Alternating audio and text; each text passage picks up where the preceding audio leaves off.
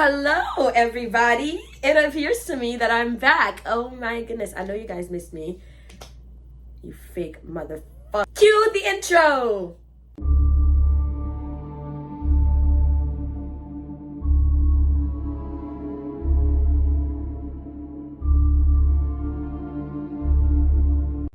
All right. So this video is long overdue. And before I get into this story time, or before I get into this series of events that I'm going to go into detail about, I do want to state this. I just want to say this, right? I don't think, at least according to my social media manager and everything, I don't think I should be posting, my personal life and opinion on this channel, because this is supposed to be, a spooky channel, so I don't think I would be posting anything too personal or too opinion related. I think I'm just gonna use this channel as a means of entertainment, and possibly open a different YouTube channel for my life and my own personal things. So out of 13,000 of you guys, I'm sure at least 1,000 of y'all can support me separately, but that's a future venture. So yeah, let's get into the story time. So if you're new to this channel, then I'm gonna just have to say it. But if you're not new to this channel, if you've been here from the beginning, or even halfway through my journey, then you would know I have a terrible relationship with the South. Every single time I go to the South, something absolutely horrible happens, okay? And when I say the South, I'm talking Miami, Florida. Wait, Miami is in Florida. Shut up. Miami is in Florida. I'm talking the whole state of Florida. Anyway, it could be Fort Lauderdale, it could be Miami, it could be Orlando. It don't matter. The entire state of Florida, the vibe is crazy, okay? And then ATL, same thing. Raleigh. I don't know the difference between North and South Carolina, but I'm specifically talking about Raleigh and Myrtle Beach, because those are the two places that I've been, and I don't know if they're in the same. I'm very geographically challenged, okay? Yes. So the few places that I've been, and mind you, I've been to Philly, and it's not as bad. Nature out in Philly is not as bad as anywhere near the South experiences that I've had. And if you've never experienced this before and you've been to the South, I don't know. Every single time I go down to the South, it does not matter. The second I land there, my entire energy just drains. Something about going to the South just drains my energy. I land there and I'm just okay, all right. But which one do I want to talk about? I did tell this story on my TikTok page before, but I think I'm gonna go more in depth into it. This was my haunting in Myrtle Beach. So, let me take y'all back. Some of y'all probably already heard the story before, but let me take y'all back. So, at the time, I was 19 years old, or maybe freshly 20. Yeah, I might have been freshly 20 or something.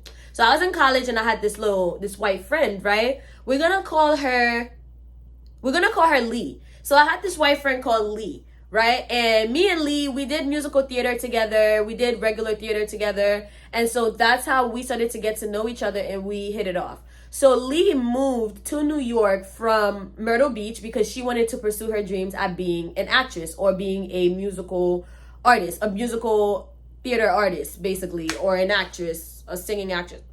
Girl, what the fuck is the right term? It don't matter. But, she moved here to pursue her dreams of being an artist. So cool. I lived here since, I was 14. So, me and her, we hit it off right away. And I used to go to her house. I used to go to where she was staying at. There was really no judgment towards our friendship. One thing that I kind of realized, side notes that I will say about being friends to people outside of your race, I'm very open to having all different types of friends with all different types of ethnicities and cultures, because I love that and I love to learn new things. However, when it comes to a certain Americans, one thing that I realized is is that race, no matter how much you don't want it to, it some way, somehow always winds up playing a factor in the friendship. Now, you can choose to ignore that. You can choose to ignore the little subtle things that would be come up, that would be brought up, or like you would try to ignore it if you're that type of person. But for me, it was always hard for me to like skip any like racial innuendos that were being made. So yeah, so me and Lee, we hit it off and we became really good friends. At first, you know, I was very open about sharing culture or black culture with, you know, outsiders.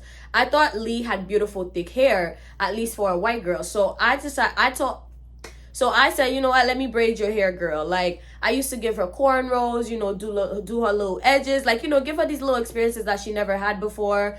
Show her why we use hair ties and shit like that, you know, when you go to sleep, you know, breaking down the judgments that, you know, we would have within the black community. But also, you know, still respecting my own culture, still respecting being black. Like, I'm never gonna give nobody the N-word pass. Like, I'm never gonna tell you, like, it's okay to appropriate black culture, none of that, right? But and Lee didn't seem like she wanted to cross too many boundaries anyway, until I met her family. But anyway, we'll get to the family, because if you're here like, bitch, get to the haunting. No, because I have to tell you all of this so I can tell you the haunting, so I can tell you the aftermath, so this could all make sense, basically. I feel like my mouth's dry. Give me a second. So, yes. So, Lee and I became so close that we actually winded up getting casted in the same play together. It was so exciting. Even though we didn't have any scenes together, we were still on set together. So, we spent even a lot more time together. And I think through the play, we got even closer. So, like, at this point, we really had an amazing, unstoppable bond. That was my little snow bunny. Like, we were cool. Everything was amazing, beautiful vibes.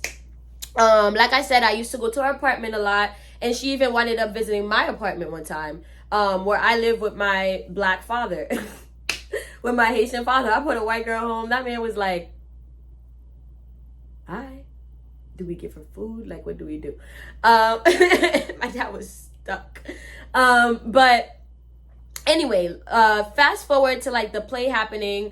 Her family winded up flying in from Myrtle Beach, not Raleigh, Myrtle Beach. Her family winded up flying up from Myrtle Beach to New York City to come watch the play. Now, this was supposed to be an off-Broadway play, so it's like a big deal or whatever. Yes, because I was a big deal before this internet shit, okay? Period. So, you know, her parents flew up to come watch the play or whatnot, and that would have been my first time meeting Lee's family. So upon meeting Lee's family, I remember her mom super bubbly. She's like this super like bubbly white woman. If you've ever done musical theater, like, you know the type that I'm talking. She's like, oh my God, hey. Like, she, honestly, Lee and her mom are kind of just alike. But no, I would say like she's a even mix of her and her dad, because Lee was definitely more chill in energy than her mother was. And her father was like this big dude who, honestly, like, he told dad jokes for a living. He's like really chill. He's like this really, really chill guy. Like, you could pay him to give a fuck, honestly. And then she had a little brother who was about 15 years old at the time, and Lee herself was 18. Lee was 18, I was 20. So, family came to the play, and I remember she introduced me to her family. And not for nothing, not to stroke my own, you know what, but parents love me. They absolutely love me. I have sense. I have common sense, so I know what to say when I meet parents. So upon Lee's parents meeting me, of course they absolutely loved me. Like, it's me. It's alien. Duh. So they were like, oh my God, like, we love your friend, da da da da. And one thing that I absolutely adored about Lee's parents was that, like, they would pay for stuff. You know what I'm saying? So, like, I remember one day they invited me out to eat, and I was like, after one of the plays, they were like, oh my God, Liam introduced me, and they were like, hey, do you want to, like, you know, go to get some food? I was like, I mean, I don't have any money. And they were like, that's not what we asked of you. I was like, oh my fucking God, are these people about to take me out? They took me to a nice little restaurant in the city. And if you know anything about these little restaurants in the city, honey, they run up your bill. So I walked in there, and I remember I tried to order the cheapest thing on the menu, and I ended up regretting it because I found out that these people were actually loaded in pockets. Anyway, so they took me to a little restaurant, and they were getting to know me. I ordered me some food. They ordered me some drinks, and I was getting a little tipsy. And I remember I had cheerleading practice after. I was floating in cheerleading practice. Okay, I was also really brave. So getting to know her parents, the vibe was good. It was a good vibe. At that moment, I didn't remember feeling anything weird or any weird vibes from her parents. So yeah. So that play aired in the end of December. So around springtime, her and I stayed friends the whole year. So remember, keep in mind, even though her and I had been friends since freaking September of that year, I met her parents in December later that year. And in the following year, Lee and I remained really close friends. And around the springtime, we wound up booking another play together. And this one was a musical theater play. Were we booked in that play together? Or were we booked separately? I don't remember, but I remember like we actually remained friends up until the spring of the following year. So the spring of the following year, she used to tell me about now after December, right? I kept in contact with her parents. Like her parents, like I had her parents' number, her parents had my number because, you know, at this point, like I'm the one solid friend of hers that they're meeting in New York City outside of the roommate that she had. And so it was like any friends that they had, you know, to keep tabs on their daughter, like of course, you know, they got my number and I had no problem speaking to her parents. And it became a lot, like, you know, not a lot on me, but like it became like I would speak to her parents pretty often. And I kept up with Lee so much that like whenever her parents would like fly up, because I remember her mother was interested in doing real estate. That's what her parents did. And they were loaded, like I said. So her parents wanted to do real estate in New York City. So there was a period of time that Lee's mother was coming up to New York City. And when she came to New York City, I was going down to Lee's dorm to hang out with all of them. And like I said, her mother was absolutely hilarious. Like she gives you like TV mom, like sitcom mother, like never a dull time around her, never a boring time around her at all. So we, and anytime we were there together, like either we would cook or she would take us out to eat and she would pay. She would always foot the bill. So, I remember one of the times that Lee's mother came to visit. I came to hang out with Lee. Lee's mother winds up inviting me to Myrtle Beach. She was like, you know, every 4th of July, we have this huge celebration. We have a pretty nice house down there with a pretty big backyard. So we usually have people from all over the neighborhood come to our backyard to celebrate the 4th of July. It's usually so much fun. All the kids from the neighborhood come. We have fireworks. We wind up doing like a fireworks show. And everybody from the neighborhood comes to watch our fireworks show because it's lit and we have like one of the biggest houses on the block. So pull up. So they gave me a personal invitation to their 4th of July house party in Myrtle Beach. So, and so much so, I'm not gonna lie, I wish our friendship turned out differently because wow, like I missed that treatment so bad. Oh my God. So around June time,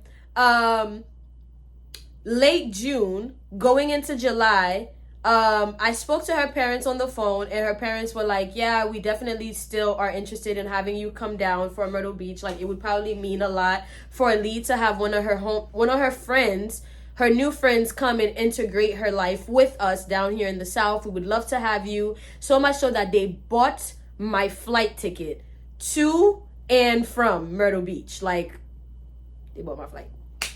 So they bought my round trip flight ticket. They sent me the ticket and they're like, yeah, you know, we're expecting you, da-da-da-da.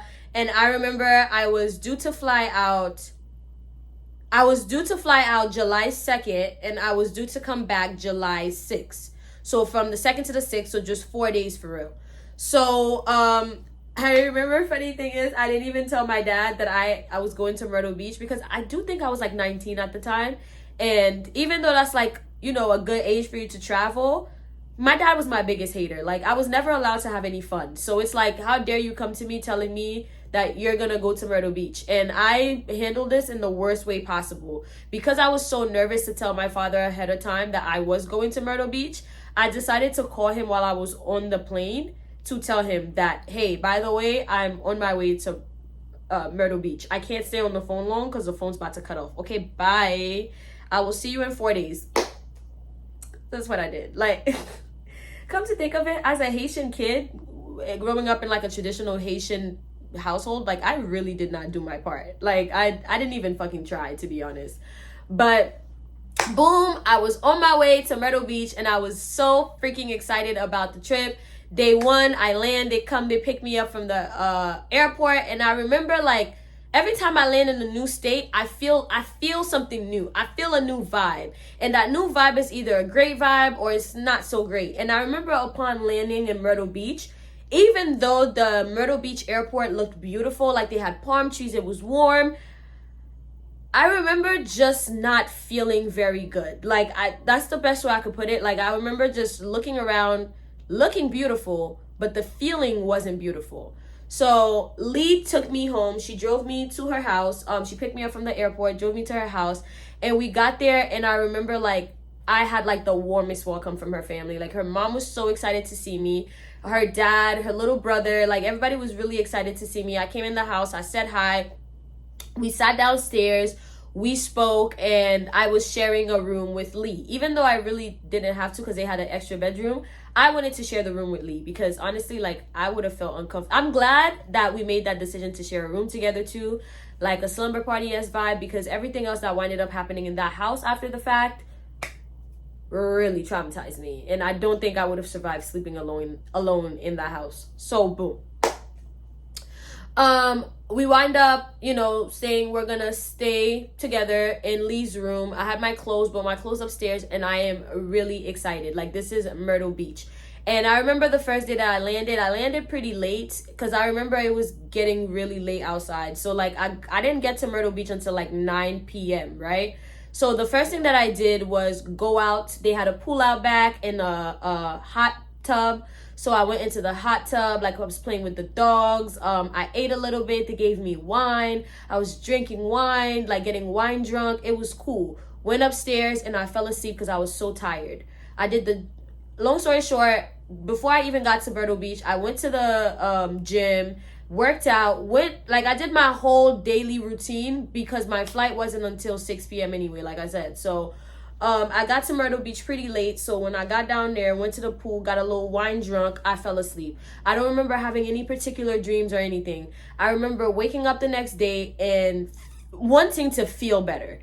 That's what it was. Like, I remember waking up the next day feeling like my energy is low, but I want to feel like it looks outside. Like, it looks gorgeous outside. Palm trees. Like, I feel like it's vibes outside, but my energy, not here. And that would have been July 3rd. The party's July 4th, right? So it's July 3rd, and it's the day that everybody is just prepping for the party. So it's not even like the party date quite yet. So no, I came July 3rd. The following day I came on a Friday.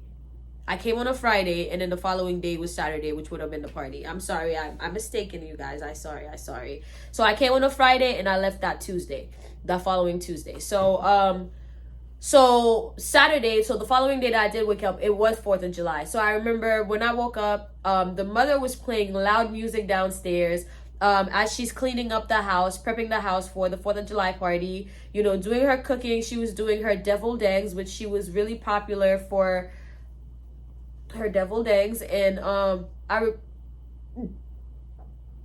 just thinking about the deviled eggs makes me want to throw up. Like in that moment, I realized that there's like a distinctive difference between black and white food. Like there's a big difference. Like, I was so excited about this 4th of July party because I thought, like, it's 2019 at the time. Like, we all season our foods, like, and they're Southern. So I'm like, Southern people. Like, yeah, they know how to cook. There's a difference between Southern black people and Southern white people. I didn't know. So we go down there, and I remember they're grilling stuff, and again, like, I remember they did season their steak. Not with what we normally would season our steak with, but they seasoned the top and the bottom layer of the steak, and they let it sit in the seasoning overnight. So I remember the steak was not bad at all. The steak was not bad. So I was actually able to eat the steak. But I also had to eat the steak with ketchup and hot sauce. So, so the next day when the actual barbecue thing happened, I knew, like, the food wasn't going to be an actual option for me to rely on. So I more so stuck with the hot dogs, the hamburgers, because you really can't fuck that up. So, so I really just... Following day, everybody's getting ready. I remember me and Lee, we had to go to Walmart because I actually didn't have a good bathing suit. So I went to Walmart. We bought a new bathing suit, and she also had to get herself something. So we came back to the house. Boom, we come back. We get ready. We come downstairs, and I feel like this is when everything from my end just started going a little bit downhill. So we go outside. The whole day I had an amazing day. Like, even though, like I said, I was fighting with myself emotionally because I really felt like my energy was so low, I kept going back inside. Like, I remember we went to Walmart, got our bathing suit. We came back. I took a nap. Before we went to Walmart, I just woke up from a nap. I woke up, took a shower, went back to the bed, took another nap before the party. Like, I was so tired. And they were like, yeah, the southern heat will do that to you. And I'm like, I know, but I'm a Haitian woman, and I also came from New York City heat. It's pretty hot up there too, but it's not killing my vibe like this. Like, I remember my vibe was killed. But this is when everything, like I said, would really start to, like, it's like if everything was happening spiritually, everything now would start happening physically to give me physical evidence that this is about to be a shit show. So 4th of July, we get ready. I'm in my bathing suit, and I remember being one of the only black people there. Like, there were 3 black people at this event. I was the only black woman, and the 2 other black kids that were there were biracial, and they were the neighborhood adoptees. So they were adopted by the gay white family down the block. And mind you, these people, that's why you shouldn't judge a book by its cover, because just off of, like, looks, they look so conservative. Like, they look like Trump supporters. They look like, I mean, they were Trump supporters. Like, they actually were. But they weren't like Trump supporters because they wanted all the immigrants out the country. They were Trump supporters because they were white Southern business owners. So they actually benefited from Trump. Let me just say that again. White Southern business owners. So they weren't just the struggling black people with no business talking about vote Trump. No. Anyway, it was like this gay couple that adopted these 2 black kids because one of them is a retired police officer, and basically he was on duty one day, and he found there was this cracked out woman who was pregnant, and I guess she called the cops, and he showed up one day, and she went into labor and took the first crack baby, and then she ended up having another kid 2 years later and took that kid too. So she was on crack, so she was unfit to take care of her children. So the cop ended up taking her children, and they were 2 biracial children though. But in the South, they look really dark because it's the sun, all of this, like they're dark. They're not dark skinned at all, but in comparison, they look pretty dark. And I remember actually they were like half brothers, even though they had the same mom, because one of the brothers was darker skinned than the other brother. Like, one of the brothers actually looked black and Indian, and the other brother was just black and white. So they were a little distinctive. But at that party, the point is, at that party, it was those 2 boys that were black and myself. And now mommy and daddy both black. I'm from Haiti. I'm black as fuck. And as far as I know, at least living in New York City, if you're not black, if you're not of the black diaspora, you do not walk around saying the N-word. You don't say nigga. Like, that is not your word to say. You don't say it. So I remember I go out into the pool, and I remember one thing about it was immediately upon going downstairs in my bathing suit, I felt uncomfortable. I felt very, very, very uncomfortable. It didn't matter. Like, even the gay dude with the gay sons, I felt sexualized by him. Like, I felt like I was in a museum in a sense, and people were just walking around and getting a good look. It was so fucking weird. Like, if people could have sexually assaulted me that day, they would have. Like, because that's how much, like, people stared at me. They stared at me so much, it made me very, very uncomfortable. It literally made me feel like I was on display.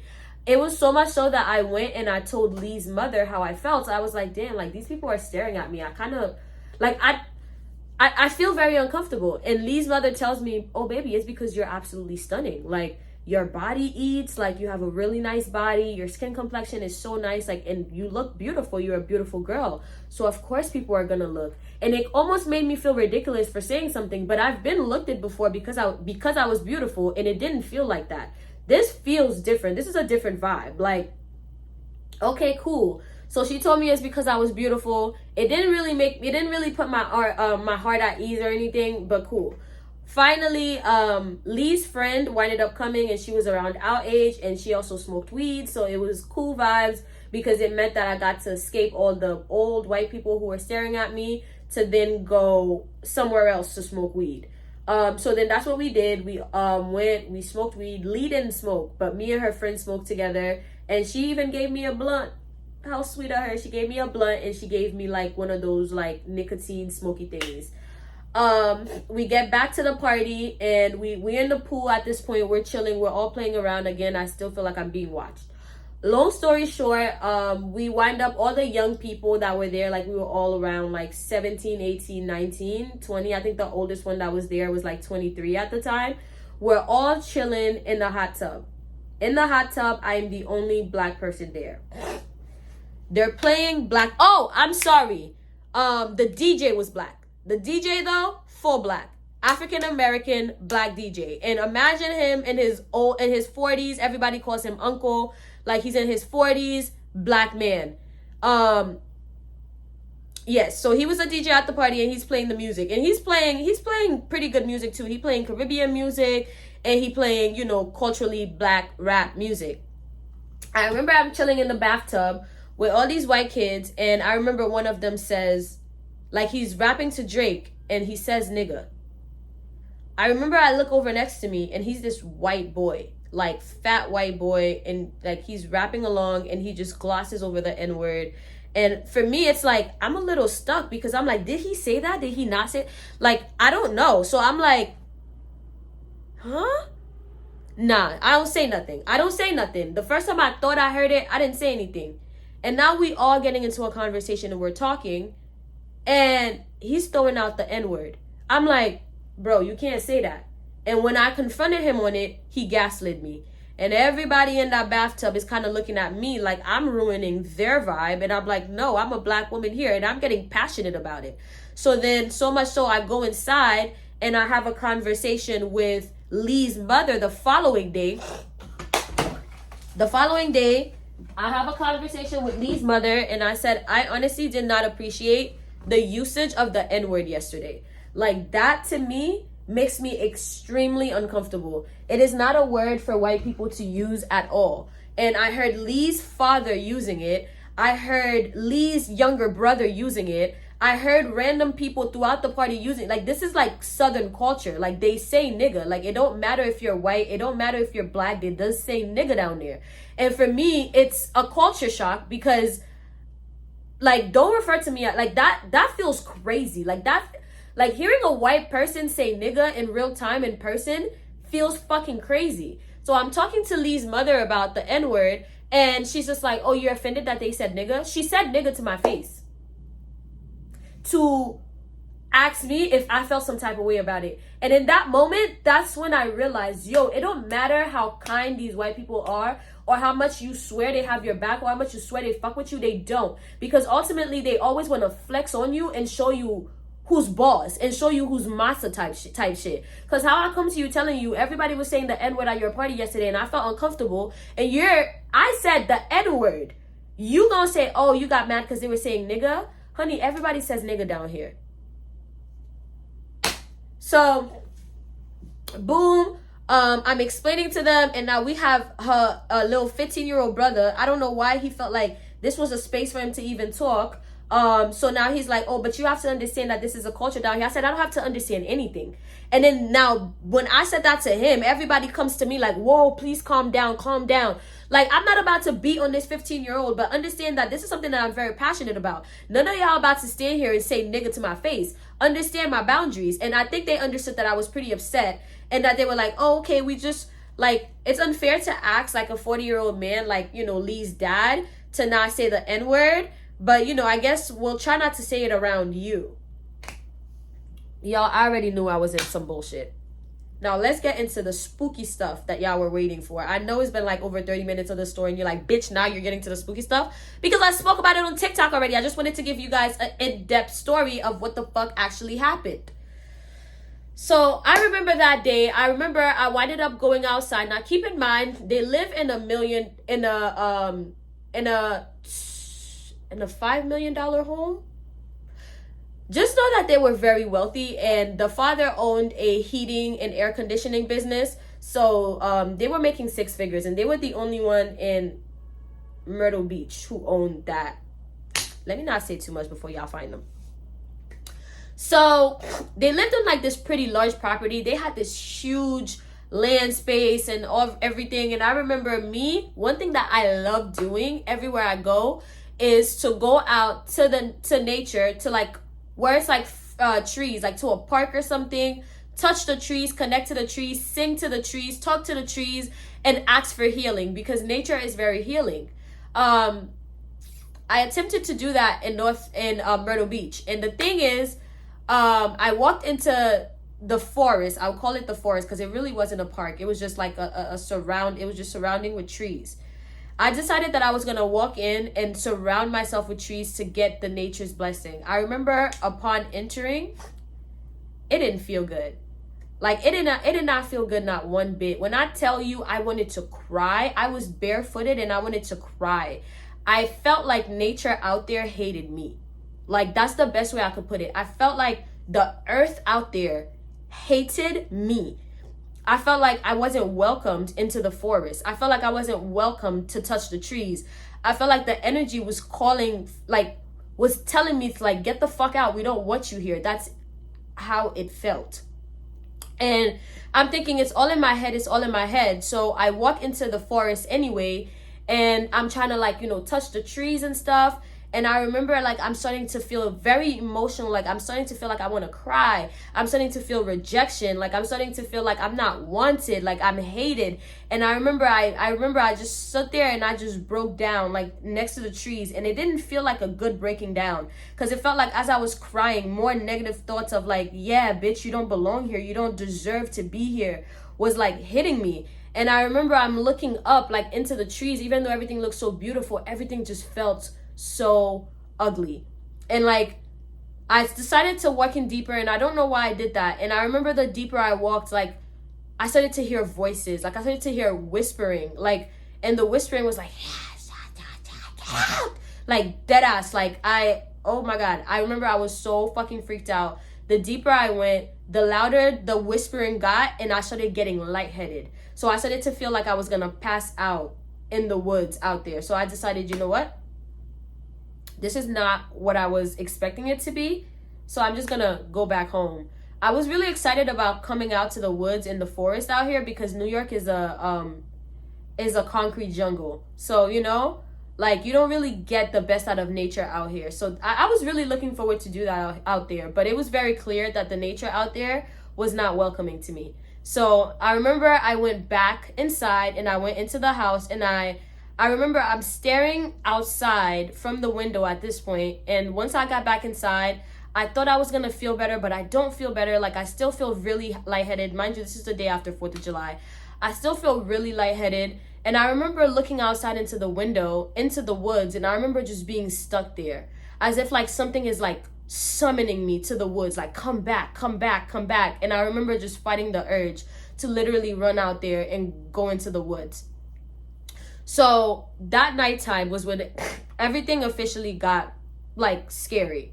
So I fall asleep that night, and I remember later that day we went to Waffle House. We got some waffles, went out to eat, and we came back home.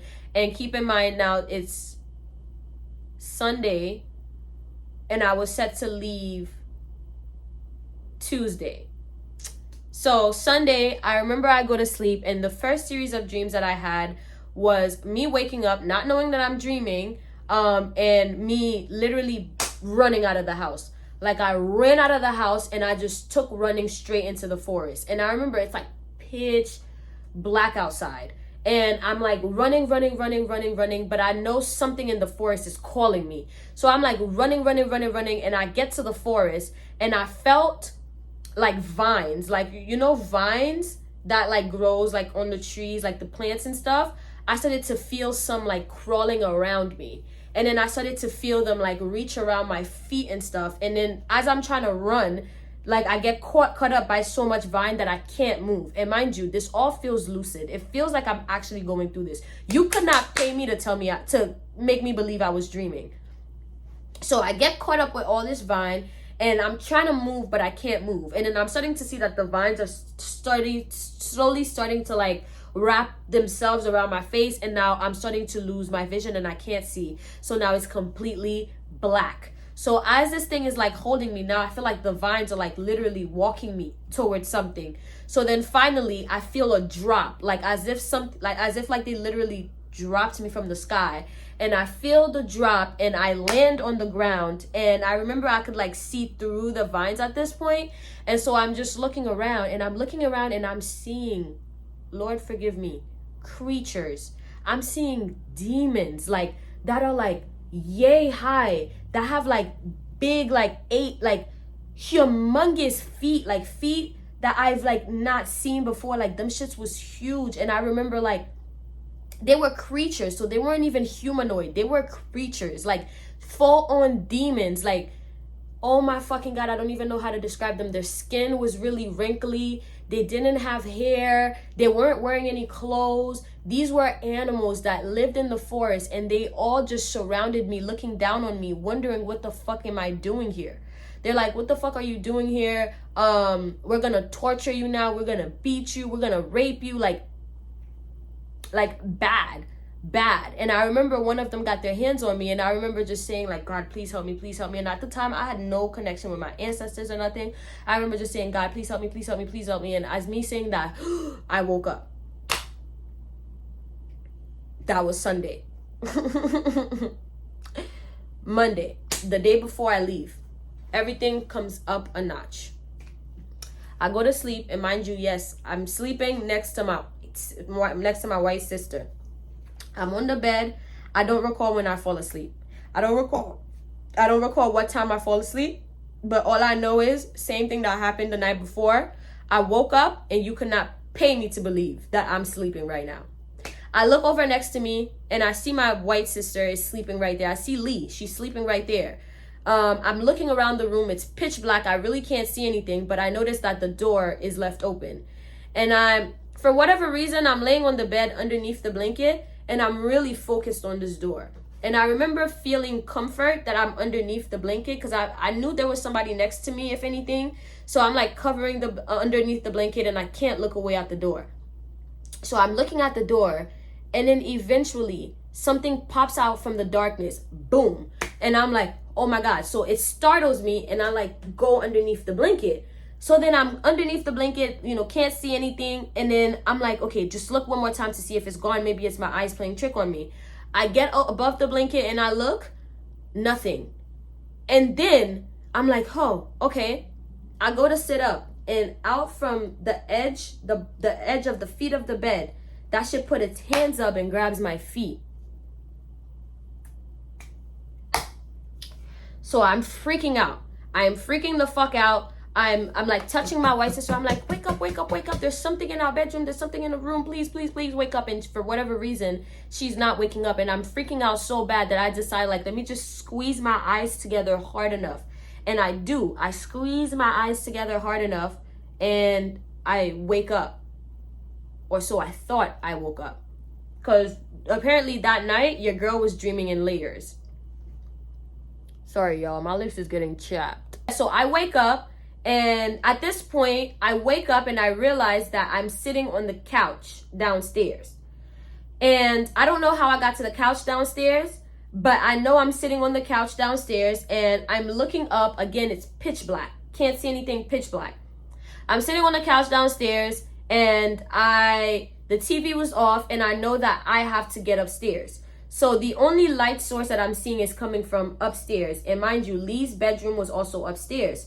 So I'm like, oh shit, like I have to run upstairs. You know when you were a kid, how you had to like, when you turn off the lights downstairs, like you just run upstairs to escape the darkness? That's what the feeling felt like, except worse. Because it felt like behind me, it was pitch black, but I could feel that there was something behind me. And I could feel like it was getting closer and closer because I could hear its breath approaching me. So I decided that I was gonna book it upstairs. So I dropped the remote and I start booking it upstairs.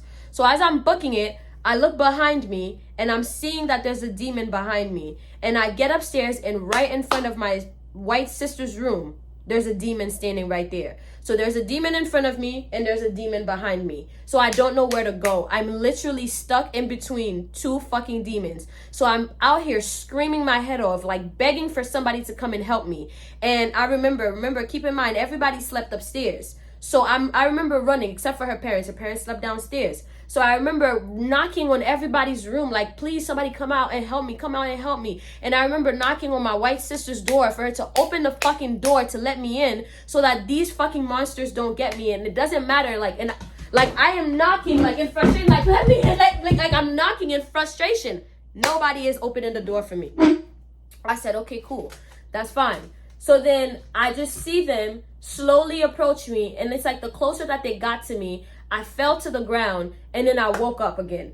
Or so I thought. Because I woke up right back downstairs on the couch, right where I was sitting. So now I'm like, what the actual fuck? Same case, but this time it feels like there's more demons.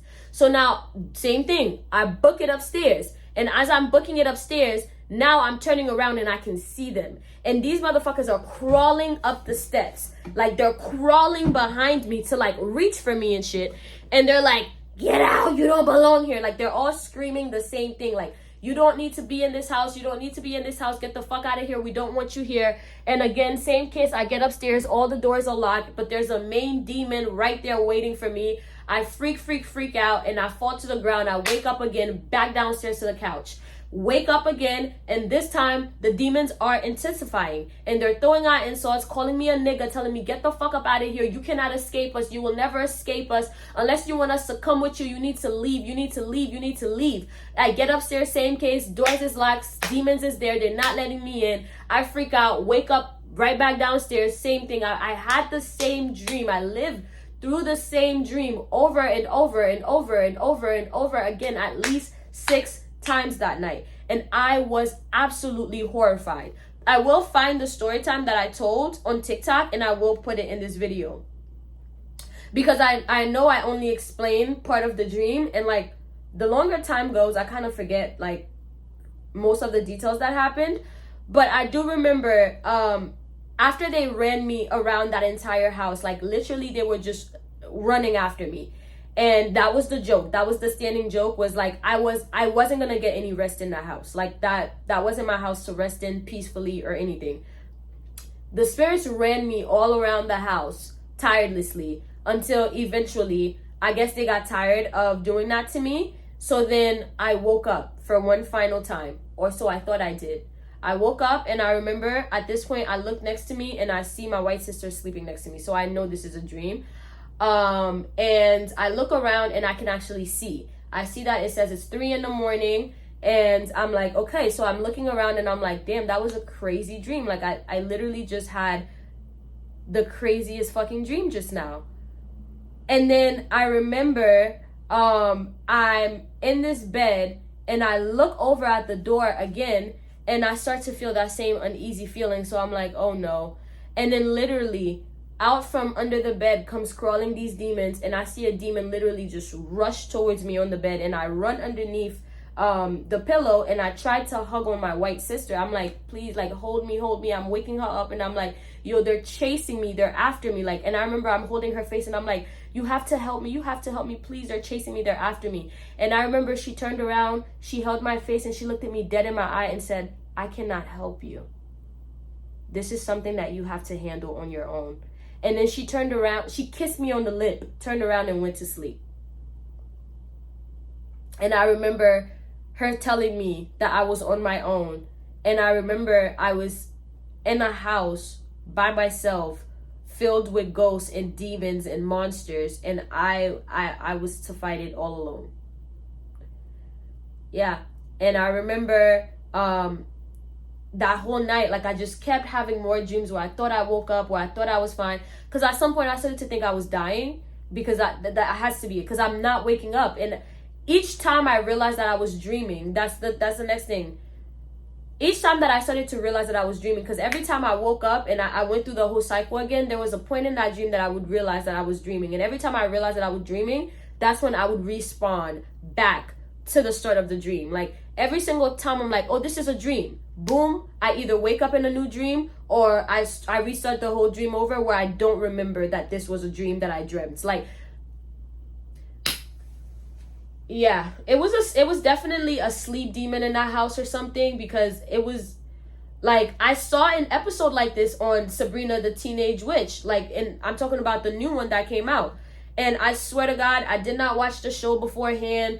Like, literally, that experience that she had was the experience that I had. I was literally stuck in a sleep. And every time I thought I'm waking up and I tried to wake myself up, every time I tried to wake myself up, I just woke up in the next nightmare. And I thought I was up, but I was not up. And that was my entire fucking night. That was my entire night. I was literally being haunted to death that whole night by demons, by spirits, by ghosts, by things I could not see. And every time I tried to escape the dream, I would just wake up in a new setting of that same fucking nightmare. Until finally I said, when I realized that I was stuck on it all by myself, because the last dream that I had was me standing alone on top of the house, and basically I saw monsters crawling out from like every single space, every single crevices of the house, and they were all rushing towards me. And then that's when I realized, I screamed out loud and I said, this is my moment to be brave and say that, listen, I know you all want me out of here, and I know none of you guys like me. And guess what? I'm gonna be out of you guys' hair. I'm leaving tomorrow morning. I am leaving tomorrow morning. I don't know what came over me, but I remember just started screaming on the top of the house, I am leaving tomorrow morning. Just leave me alone. And yes, my flight was set for tomorrow. I won't sleep another night in this house. I know I'm not welcomed here. I know I'm not wanted here. I will leave tomorrow. Just please leave me alone for the rest of the night, please. And when I said that, I woke up. But for good. I woke up for good this time. And I remember waking up, I was sweating bullets. I was lightheaded. I didn't feel good. And you could not pay me to go back to sleep. And her dorm room was closed. Like, I remember just seeing the time. And funny thing is, I woke up at the exact time that I saw that it was in my sleep. Everything was so fucking creepy, bro. Like, I remember this was supposed to be like a compilation of like nightmares that I've had in the South. But I've been talking for mad long, and I do have to go to work. And I'm glad I told the backstory of all of that, because so it makes a little bit more sense. But that was my Myrtle Beach haunting. Yeah, I was haunted in Myrtle Beach in my dreams, in my sleep.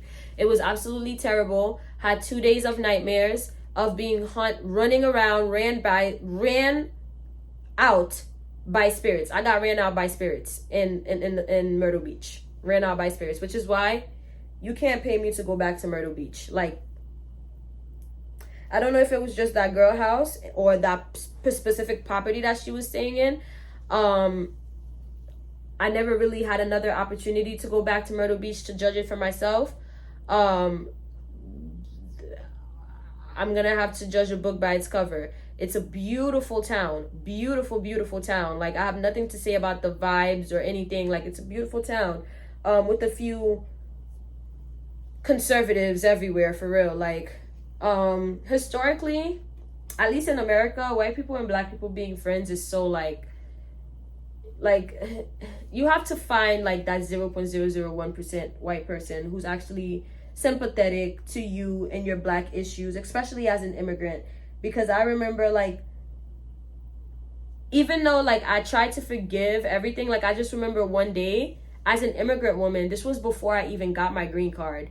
And this is when I knew, like, inherently black people and white people are very different. This was before I even got my green card, mind you.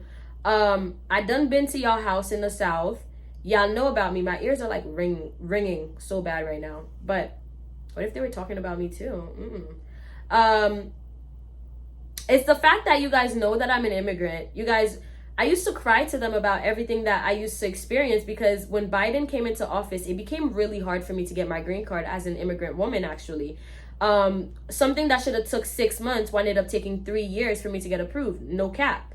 I didn't even wind up getting approved for my green card until after they left my life, like, these white people. So in the process, I was applying for a green card, and it's like Trump's presidency genuinely threatened the status of my green card. And I remember I used to open up to them about that. I used to tell them how hard it is for me as an immigrant. Like, for me to go to school, I have to work 50 times harder than Lee. I have to do so much. Like, and then I was talking about how my parents were abusive and all of this shit. And, like, my life just wasn't where I wanted it to be.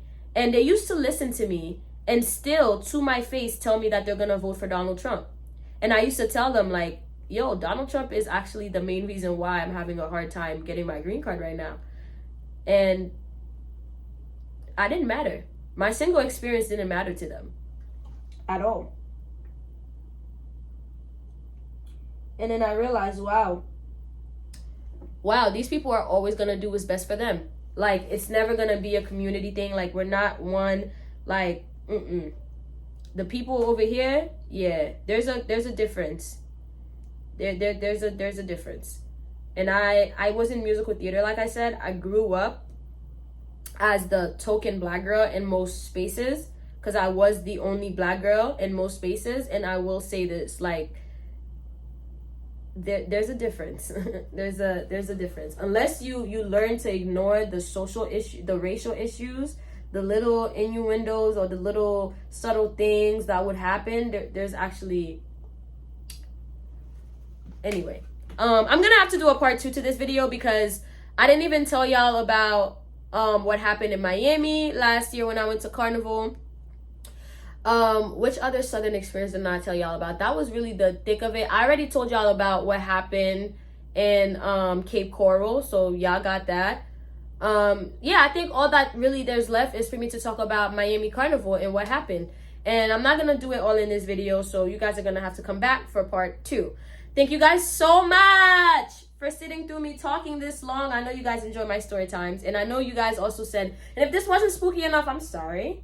I know a lot of y'all said, like, you know, y'all wanted to just hear me talk too, just hear me tell stories and stuff.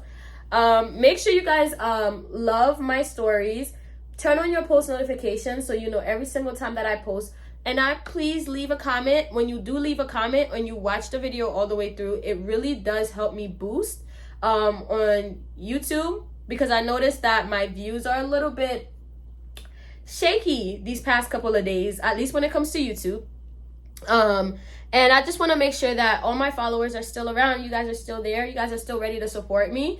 And yeah, make sure you guys keep up with me on other platforms like Instagram. My name is Rebecca_Journey on Instagram. Make sure you follow me on Instagram, please. That's how you're gonna get to keep up with me with my personal life. Sometimes I also tell stories on my Instagram. Sometimes I post about my life. It's more of like a vloggy type of situation on Instagram. And you guys get the first scoop, the first look at what I'm gonna post here on YouTube. And plus, I post polls and stuff, and I need you guys' opinions when it comes to the videos that I will be posting on YouTube. So if you guys can please follow me on Instagram, help me get out the hood, please.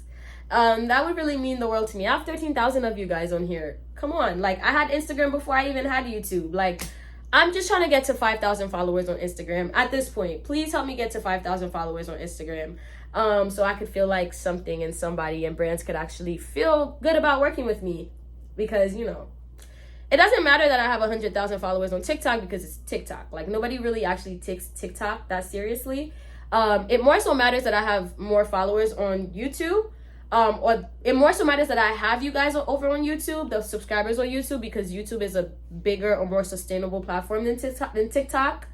So I'm grateful for all of you guys, and I just hope that you guys can support me on Instagram, because Instagram is an equally important platform when it comes to influencing and when it comes to all that good stuff.